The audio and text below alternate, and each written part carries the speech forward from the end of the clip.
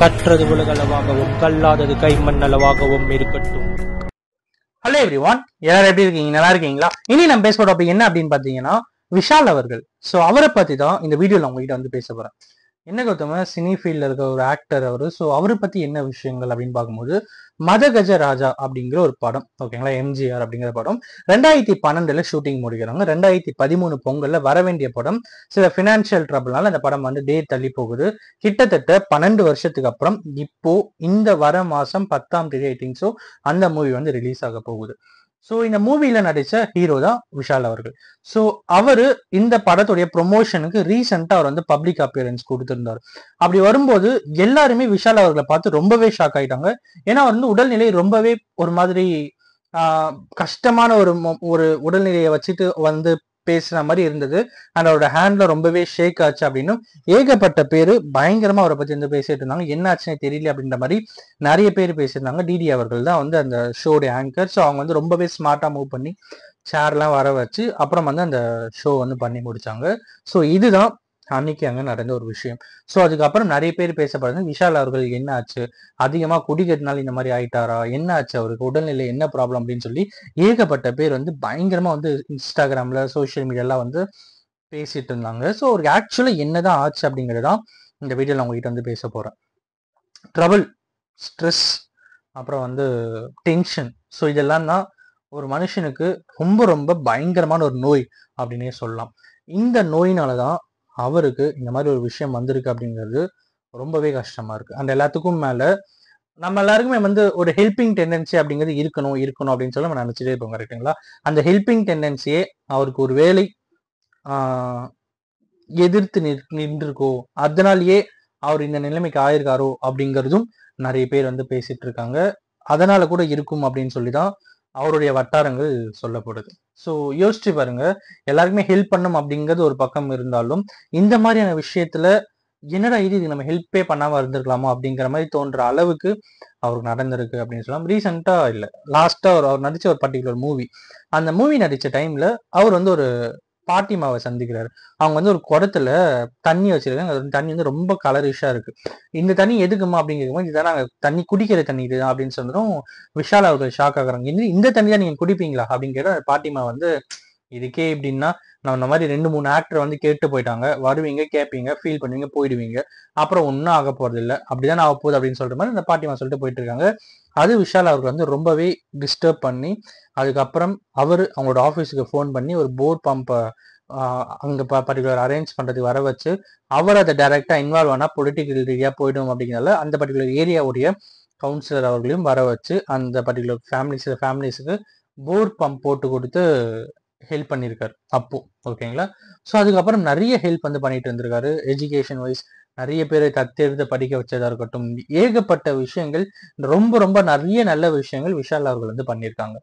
விஷால் அவர்கள் இவ்வளவு விஷயம் பண்ணும்போது அவர் கூட இருந்த நண்பர்கள் எல்லாருமே வந்து அவரை மிஸ்யூஸ் இன் த சென்ஸ் அவருடைய பணம் எந்த அளவுக்கு சுரண்ட முடியுமோ மொத்தமா சுரண்டோம் அப்படின்ற மாதிரி மொத்தமா அமௌண்ட்டை சுரண்டிட்டு கடைசியா ரொம்ப டிப்ரெஸ் ஸ்டேட்ல போயிட்டு அவருக்கு வந்து அவர் ஒருத்தரோட காதல் லவ் பண்ணாங்க. ஸோ அதுக்கப்புறம் வந்து அங்கே மேரேஜ் இல்லாமல் போச்சு. ரீசெண்டாக அதுக்கப்புறம் வேற ஒரு ஸ்டேட்ல இருக்க ஒருத்தர் வந்து என்கேஜ்மெண்ட் வரைக்கும் போச்சு, மேரேஜ் நடக்காம போச்சு. ஏகப்பட்ட விஷயங்களும் அவரோட லைஃப்ல ரொம்ப ரொம்ப ஒரு டிப்ரெஷன்ல கிரியேட் பண்ணி, ஒரு பக்கம் நண்பர்கள் வந்து கூலி பரிசையா இருக்கட்டும், இன்னொரு பக்கம் வந்து அவருக்குன்னு ரொம்ப தனிமை நிலை அப்படிங்கிற ஒரு இடத்துல இருக்கும்போது ரொம்ப ரொம்ப கஷ்டப்பட்டு அவருடைய டிப்ரெஷன் ஸ்டேட் எல்லாமே வந்து இன்னைக்கு அவர் இந்த அளவுக்கு ஆயிருக்காரு அப்படிங்கிறது வந்து ரொம்ப வருத்தமான ஒரு விஷயம். ஆனா இன்னொரு விஷயமும் சொல்லப்பட என்ன அப்படின்னு பார்த்தீங்கன்னா, சத்தியம் அப்படிங்கிற ஒரு படம் நடிச்சிருப்பாரு. அந்த படத்துல 6 பேக் வச்சுட்டு வந்திருப்பாரு. ஸோ அந்த 6 பேக்காக ஸ்டெராய்டு யூஸ் பண்ணார் அப்படிங்கிற மாதிரியும் சிலர் வந்து சொல்றாங்க. அந்த ஸ்டெராய்டு அப்படிங்கிறது வந்து ரொம்ப ரொம்ப தீய விஷயம் அப்படிங்கிறதையும் இந்த வீடியோல நான் உங்ககிட்ட ஸ்ட்ராங்கா ரெஜிஸ்டர் பண்ணணும் அப்படின்னு நினைக்கிறேன். அதுக்கான காரணம் என்ன அப்படின்னு பார்த்தீங்கன்னா, அன்னைக்கு டேட்ல எந்த ஒரு இதுவும் உங்களுக்கு வந்து தெரியாது. போக போக 40+ ஆகும்போது தான் அதோடைய ரியாக்ஷன் என்ன அப்படிங்கிறது எல்லாருக்குமே நல்லா தெரிய வரும் அப்படிங்கிறதையும் இந்த வீடியோல உங்ககிட்ட சொல்லிக்கணும் அப்படின்னு நினைக்கிறேன்.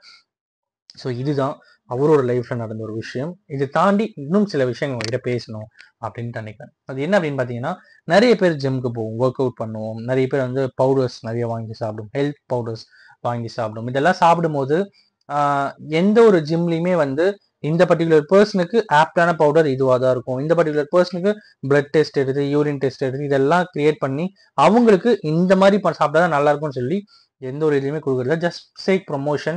நீங்க இந்த மாதிரி ஃபுட் சாப்பிடலாம் அப்படிங்கிற மாதிரி இருக்கிறது ரொம்ப ரொம்ப ஆபத்தான ஒரு விஷயம் அப்படிங்கிறது தான் இந்த வீடியோவில் நான் உங்ககிட்ட சொல்லிக்கணும் அப்படின்னு நினைச்சேன். இன்ஃபேக்ட் நானும் ரீசெண்டாக மேரத்தான் போயிருந்தேன், கரெக்டுங்களா? அந்த மேரத்தான் போயிருந்த டைம்ல கூட பிப் எக்ஸ்போ அப்படின்ட்டு ஒன்று வச்சாங்க. ஸோ அந்த பிப் எக்ஸ்போ பேசிக்காக எதுக்கு அப்படின்னு பார்த்தீங்கன்னா, நம்ம பிப் இருக்கும் பார்த்தீங்கன்னா, அந்த பிப் வந்து கொடுப்பாங்க. அந்த பிப் அதுல கூட நிறைய பேர் வந்து ஹெல்த் மிக்ஸ் பவுடர்ஸ் வந்து ப்ரொமோஷன் பண்ணியிருந்தாங்க. ஸோ அது யாருக்கு எந்த மாதிரி உடல்நிலைக்கு ஏற்ற மாதிரி எந்த ஹெல்த் மிக்ஸ் பவுடர் கொடுக்கணும் அப்படிங்கிற சஜஷனோட அந்த விஷயங்கள் இருந்தால் ரொம்பவே யூஸ்ஃபுல்லா இருக்கும் அப்படிங்கிறது தான் என்னுடைய சஜஷனா இருக்கு. அண்ட் அஃப்கோர்ஸ் எல்லாத்துக்கும் மேல நிறைய பேருக்கு இங்க வந்து கிட்டத்தட்ட எல்லாருக்குமே இருக்கிற ரொம்ப ரொம்ப தீய பழக்கங்கள் என்ன அப்படின்னு பார்த்தீங்கன்னா ஸ்மோக்கிங், இன்னொன்று வந்து ட்ரிங்கிங். இது ரெண்டையுமே எந்த அளவுக்கு ஒருத்தர் வந்து முடிஞ்ச வரைக்கும் அதை விட்டு வெளியே வந்தீங்கன்னா உங்களோட லைஃப் ரொம்பவே அழகா இருக்கும். அந்த முடிஞ்ச அப்படிங்கிறது வந்து ஒரு 30 வயசுக்குள்ள 25-30 வயசுக்குள்ள இந்த மாதிரி அடிக்ஷன் இருக்கீங்கன்னா 30 வயசுக்குள்ள இதெல்லாம் தாண்டி நீங்க வெளியே வர ட்ரை பண்ணுங்க. அப்படி வந்தீங்கன்னா மட்டும்தான் உங்களால இந்த மாதிரியான விஷயங்கள்ல இருந்து வெளியே வர முடியும். எனக்கு ஸ்மோக்கிங் ஹேபிட்டும் இல்லை, ட்ரிங்கிங் ஹேபிட்டும் இல்லை, அப்ப என்னோட லைஃப் ஹெல்த்தியா இருக்கும் அப்படின்னு கேட்டீங்கன்னா, இங்க இருக்கிற எல்லாருக்குமே ஒரு மிகப்பெரிய ஒரு கொடிய நோய் இருக்கு. அது என்ன அப்படின்னு பாத்தீங்கன்னா ஸ்ட்ரெஸ். இந்த ஸ்ட்ரெஸ் அப்படிங்கிறது ஸ்மோக்கிங்க்கும் ட்ரிங்கிங்கை விட ரொம்ப ரொம்ப ஆபத்தான ஒரு நோய். இது இருக்கும்போது நம்மளை எப்படியேப்பட்ட விஷயங்களா இருந்தாலும் அழிக்க தோண்டும். அப்படிங்கிறதுனால ஸ்ட்ரெஸ் இல்லாத ஒரு சொசைட்டியை நம்ம கிரியேட் பண்ணணும். முடிஞ்ச வரைக்கும் சந்தோஷமா இருப்போம், முடிஞ்ச வரைக்கும் மற்றவங்கள சந்தோஷமா வச்சுப்போம் அப்படிங்கிற ஒரு பர்டிகுலர் விஷயம் தான் இந்த வீடியோல உங்ககிட்ட ஸ்ட்ராங்கா பேசணும் அப்படின்னு நினைச்சேன். அண்ட் அஃப்கோர்ஸ் இந்த வீடியோ யாருன்னா ஒருத்தருக்கு நாலேஜ் ஷேர் கொஞ்சம் நான் நம்புறேன். Thank you so much.